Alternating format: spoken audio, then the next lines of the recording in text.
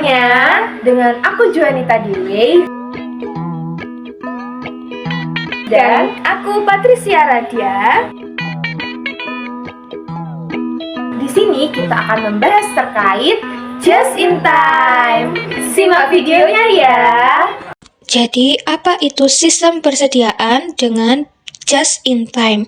Nah, kalkulasi biaya just in time ini merupakan pengorbanan sumber daya untuk menciptakan output yang hanya diminta pelanggan yang didasarkan pada penghematan biaya persediaan, biaya tenaga kerja, dan biaya overhead pabrik lainnya. Tujuan dari sistem persediaan just in time ini yaitu untuk menghilangkan pemborosan dengan cara memproduksi hanya dalam kualitas yang diminta. Kita akan masuk ke soal dan pembahasan. Nah, di sini ada soal terkait perhitungan menggunakan metode JIT yang dibandingkan dengan perhitungan dengan metode konvensional. Di sini soalnya ada dari produk X dan juga dari produk Y. Terdapat biaya bahan baku langsung, biaya tenaga kerja langsung, BOP, dan jumlah unit yang diproduksi. Untuk biaya bahan baku langsung ini ada 2 juta rupiah, TKL-nya 1,5 juta, BOP-nya 2,5 juta. Sedangkan jumlah unit yang diproduksinya adalah 1000 unit. Untuk yang produk Y, biaya bahan bakunya ada 3 juta, TKL-nya 2 juta, BOP-nya 3 juta, dan jumlah unit yang diproduksinya sebanyak 1500 unit. Nah, dengan metode JIT, PT AGZ berhasil mengurangi biaya overhead pabrik menjadi, untuk yang produk X ini menjadi 1 juta, untuk yang produk Y menjadi 1.500.000. Kemudian dari soal ini diminta untuk menghitung biaya produksi per unit untuk masing-masing produk menggunakan metode konvensional, kemudian menggunakan metode JIT. Setelah itu dari hasil perhitungannya akan dibandingkan. Yang pertama menggunakan metode konvensional. Nah, untuk total biayanya yang produk X ini itu didapat dari jumlah biaya bahan baku langsung, biaya TKL, dan juga biaya overhead pabrik.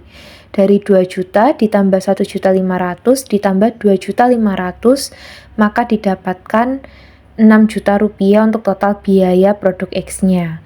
Kemudian biaya per unitnya didapat dari total biaya tadi yang 6 juta dibagi dengan jumlah unit yang diproduksi oleh produk X, yaitu 1000 unit.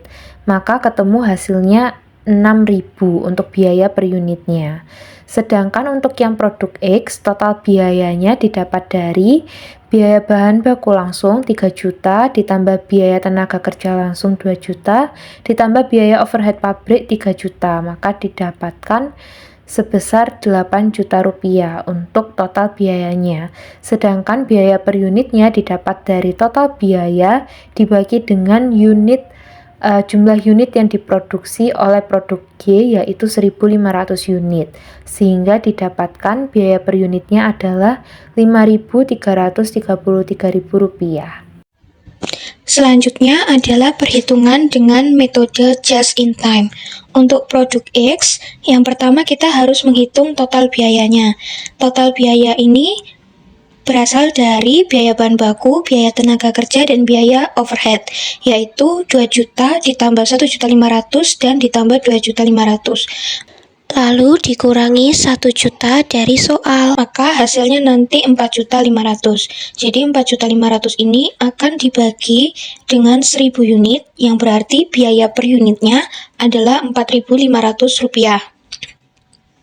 Selanjutnya untuk produk Y, kita juga harus menghitung total biayanya, yaitu 3 juta ditambah 2 juta ditambah 3 juta. Lalu dikurangi 1.500.000, yaitu totalnya 6.500.000. Untuk biaya per unitnya, 6.500.000 dibagi dengan 1.500 unit, maka hasilnya Rp4.333.000 per unit. Berdasarkan dua metode tadi, metode konvensional dan metode just in time, kita dapat menyimpulkan dan membandingkan bahwa produk X memiliki selisih yaitu 1.500 dan produk Y memiliki selisih 1.000.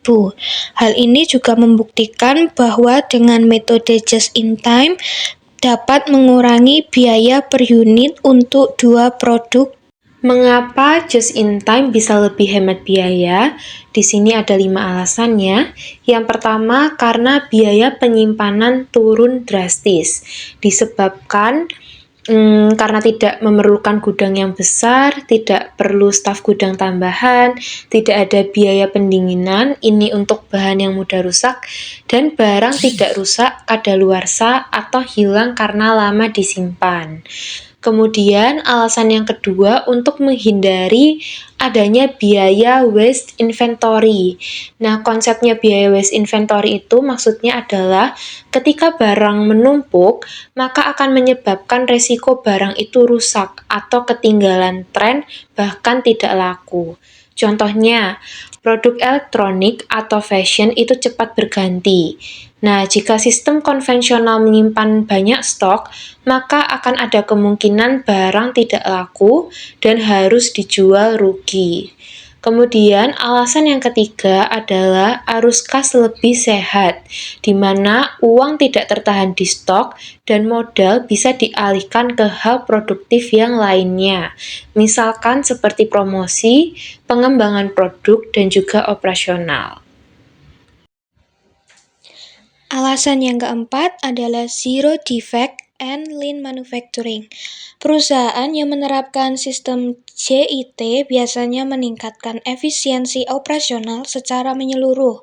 Contohnya untuk menghindari overproduction, mengurangi tenaga kerja, dan produksi tepat guna. Dan alasan yang terakhir adalah efek positif jika supplier itu dekat atau terintegrasi. Kalau pemasok dekat atau bisa mengirim tepat waktu, biaya pengiriman menjadi lebih rendah. Misalnya, supplier di kota yang sama memiliki sistem pre-order yang cepat dan ada kontrak rutin setiap harinya.